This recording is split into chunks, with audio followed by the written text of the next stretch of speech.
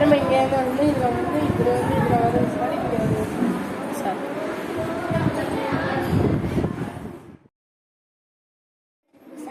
நம்ம வீணா மழை தண்ணியை வந்து வீணா குளத்துக்கு குட்டைக்கெல்லாம் விடாம நம்ம வீட்டில் பயன்படுத்திக்கிற மாதிரி செஞ்சுருக்கோம் சார். பயன்படுத்திக்கலாம் சார். இது வந்து நீர் எப்படி இதில் அழுக்கு தண்ணியை ஊற்றுனோம்னா இதுக்கு நம்மளுக்கு வந்து நல்ல தண்ணி கிடைக்கும். இது எப்படி சுத்தம் பண்ணுதுன்னா இந்த ஜல்லியும் கூழாங்கல்லும் இதில் உள்ள இலைகளையும் இதில் உள்ள பெரிய பெரிய பூச்சிகளையும் இதுவும் ரெண்டு சுத்தம் பண்ணுது. இதில் உள்ள மண் வந்து என்னன்னா அதில் உள்ள கிருமிகள் எல்லாத்தையும் சுத்தம் பண்ணுது.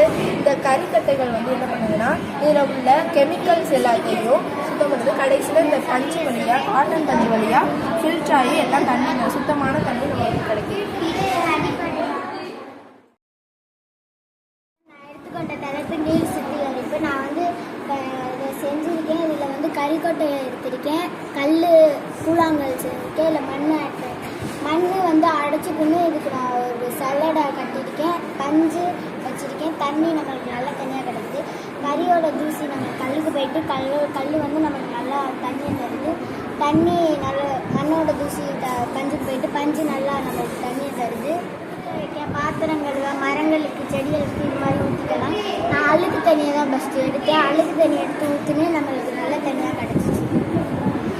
இதை நம்ம குடிக்க பயன்படுத்தலாம். ஆனால் இது வந்து ரொம்ப அது வந்து குடிக்க பயன்படுத்துறதுக்கு ரொம்ப சுத்திகரிப்பாக இருக்கும். ஃபில்டர் பண்ணி தராங்க. இது அப்படி இல்லை, இது ஒரு மார்மல் தண்ணி நம்மளுக்கு அப்படி கிடைக்கும்.